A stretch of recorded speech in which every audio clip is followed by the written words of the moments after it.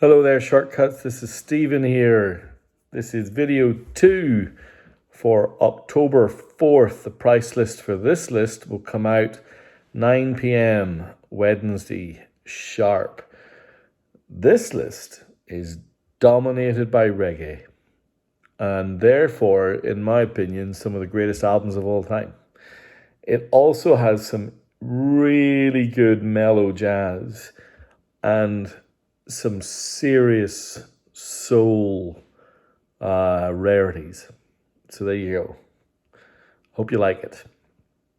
Now, I had my Willie Nelson t-shirt on for the first list, and I was thinking, I really should run upstairs and grab my Maytals t-shirt, but Melissa's in bed, so that would be a bad idea.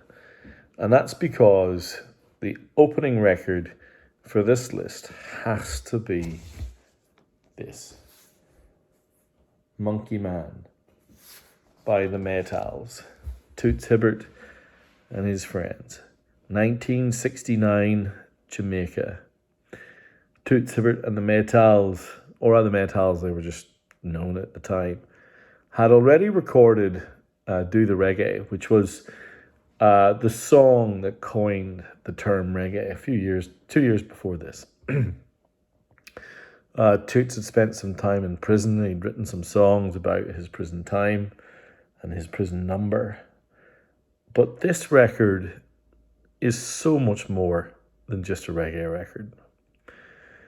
This record inspired artists all around the world. And so why is that? I've been thinking hard about it. Because it's not the most famous reggae record in the world. There's probably something by Bob Marley, and I've got something coming up later. It doesn't have the biggest hits that were ever in this genre. It is kind of raw.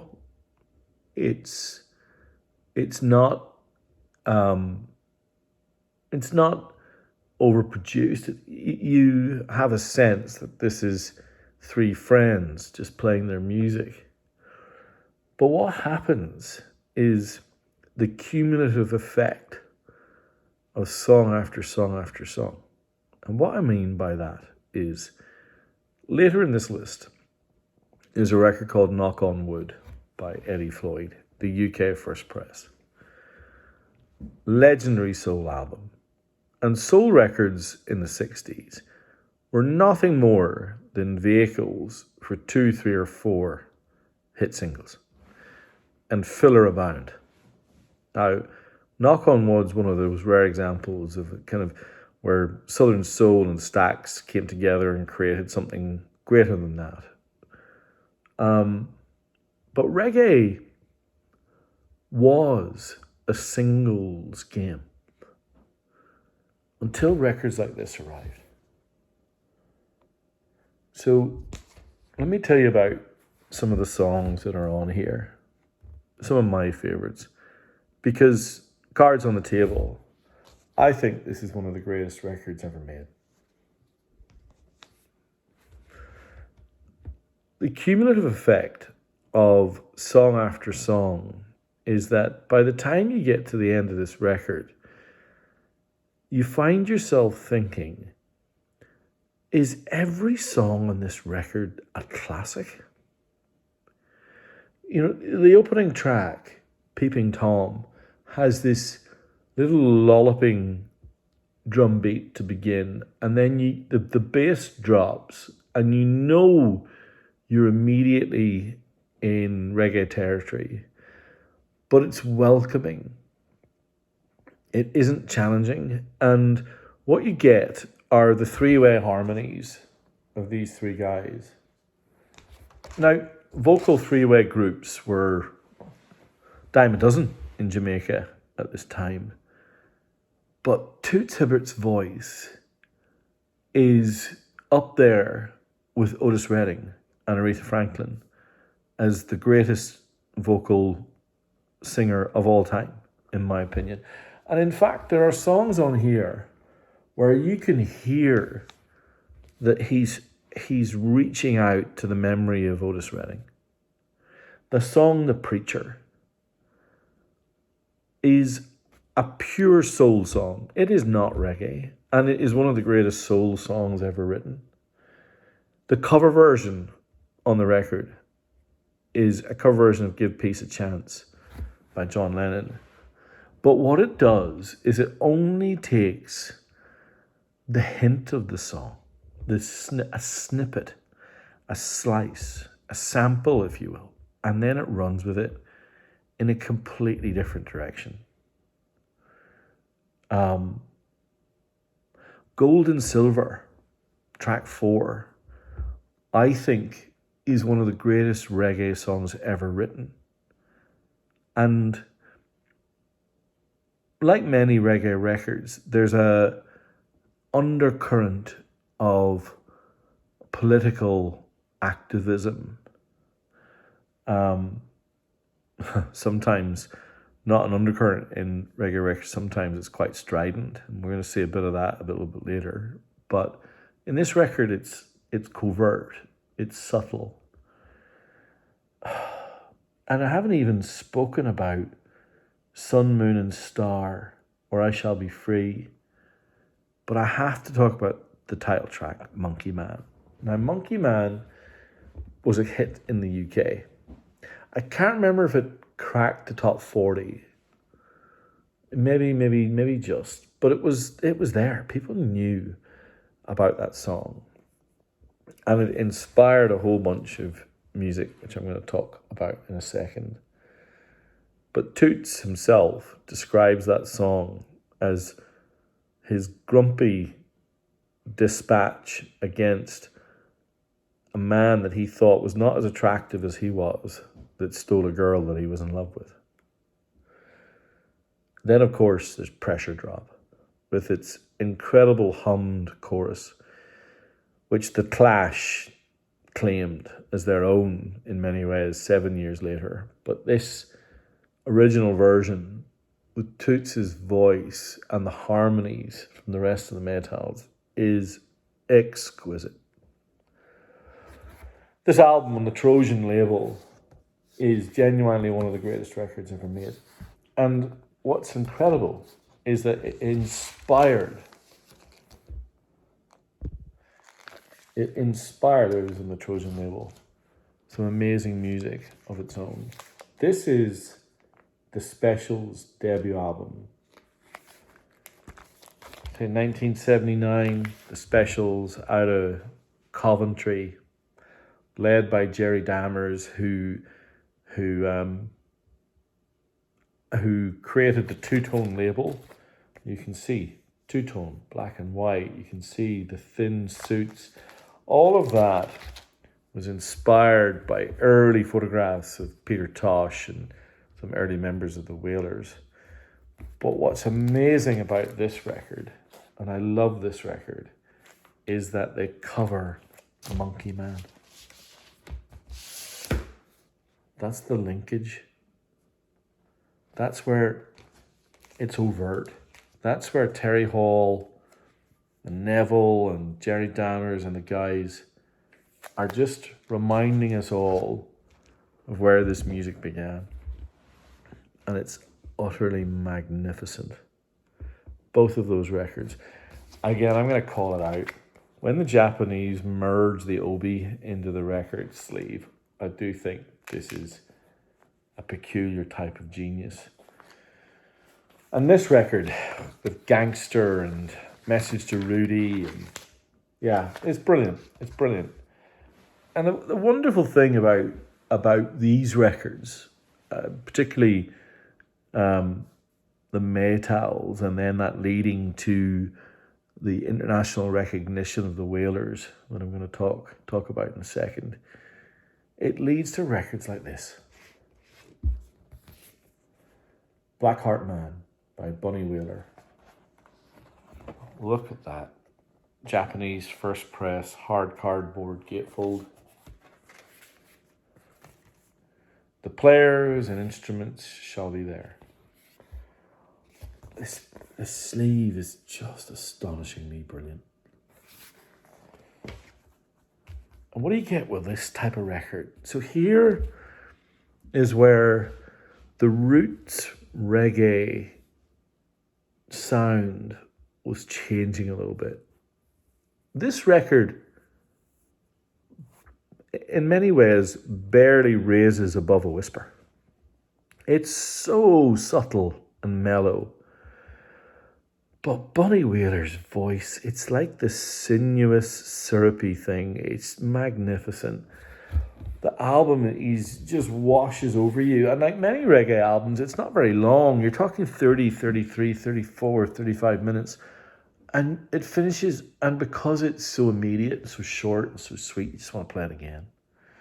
Now, one of the songs I'm going to call out on this record is where roots reggae starts to become more sophisticated. So you will get a flute solo on a reggae record. You will get a harmonica solo. You will get harmonica that sounds like, would not sound out of place on a blues or country record, playing subtly in the background. In fact, on my favourite song on this record, which is the closing track, This Train, you will hear that harmonica sound that I'm describing. In fact, if you don't feel a deep emotion listening to This Train, you've a harder heart than me. I think it is one of the most beautiful pieces of music ever recorded. It's got this acoustic refrain. It's got this message of hope and freedom. These just delightful harmonies. The harmonica that I've already described. Robert Christgau, one of my all-time favorite music critics, was describing this record, and he said, I guess because This Train had quite a few artists cover it, he said something like, if you think you've heard This Train enough, you haven't. And he's right, because this version is wonderful. And what a record. Blackheart Man, Bunny Wailer. Now, we all know that Bob Marley is and probably will ever forever be the iconic reggae figure. And I was thinking, if you're going to have the Maytals and the Specials, Bunny Wailer, Blackheart Man, what Wailer's record could I put that stands up to that type of list? Because you're talking there about three of the greatest reggae ska albums of all time. And it's not it's not a matter of debate. But I really, really like this record. And the linkage here is that this is the last record where Bob Marley played with Peter Tosh and with Bunny Wailer. Both went off and made their own careers after this record, Burnin' by Bob Marley. Again, hard cardboard gatefold. What I love about Blackheart Man is that Marley and Tosh and others sing backing vocals and help their mate on this record. Whereas here you've got the Tough Gang and others just holding court, and we all know what happened to the song I Shot the Sheriff. Other artists of nowhere near the acclaim and the standing tried to claim that song. But this record is beautiful, melodic, sometimes a little bit angry. I think a little bit more challenging than, of course, some of the later Wailers songs where Bob Marley really did embrace the opportunity of his standing, and he made some music that was friendly to Western ears, albeit making sure that he always had one foot in the past, which I appreciated. This record's wonderful. Gosh, 15 minutes, and all I've done is speak about a few reggae records, so you're just going to have to run with it. I'll be quick over these last few. There's some lovely records here, though. Now, what about this? Heart, Soul, and Inspiration by Vince Howard. There he is. Vince, Ron, and Jim. I guarantee you've never seen that record before, right? Well, that's because in the US, that's one of the most valuable records that you can ever find. It sells for $1,000, whatever. But about 6 months ago, Vinyl Me Please had one of their little midnight sessions, and I was working late, and I managed to catch the fact that they were repressing exactly 100 of that record. In this case, you can see here.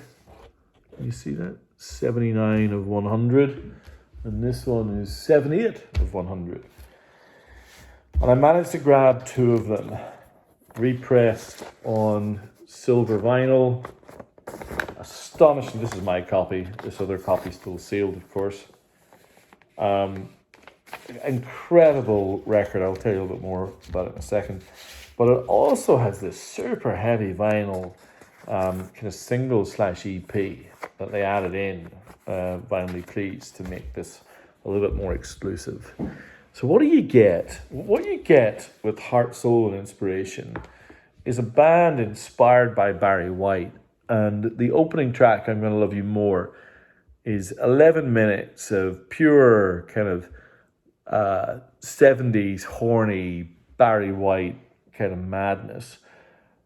The female singer is called Martha Sims, and she puts any suggestive noises that the likes of Donna Summer and others were making, she knocks them into a tin hat. It's worth the price of admission alone. Talking about great singers, this is the only record that John Coltrane led as a band leader that involved vocalists, and he chased this guy up, Johnny Hartman.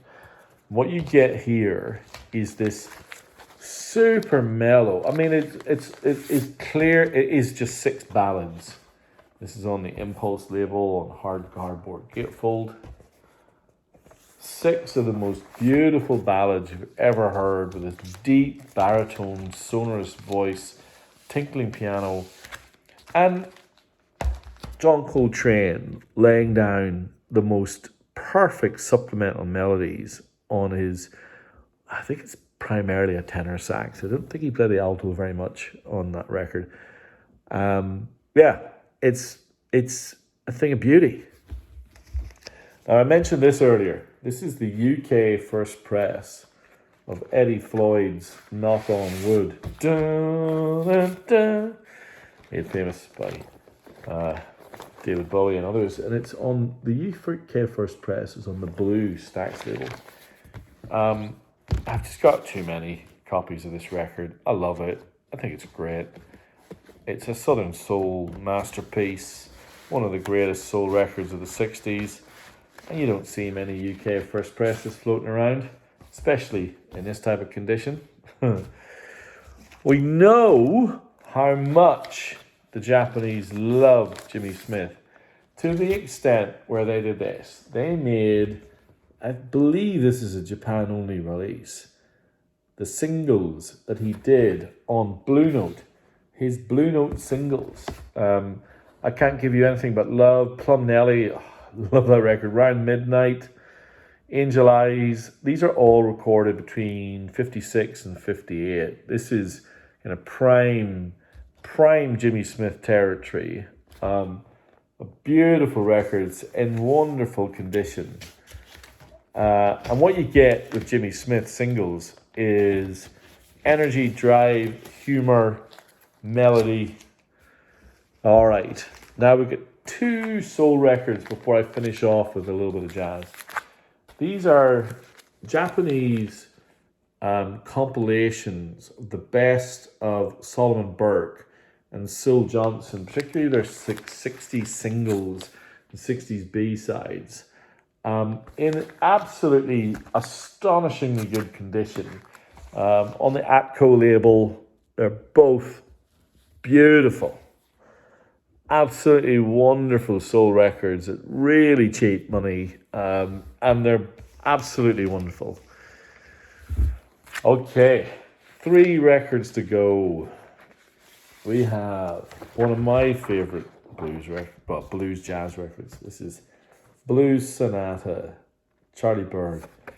One half acoustic, one half electric. Both halves brilliant. How this was left on the shelf, I do not understand. It was recorded in '61, but not released until '63 when Charlie Bird moved to Riverside label, and Riverside knew what they had. They had an amazing record. And so it's been repressed hundreds of times since then, and rightly so, because it's fabulous. All right, I got something a little bit more obscure now, but it's something that I was turned on to by one of our club members.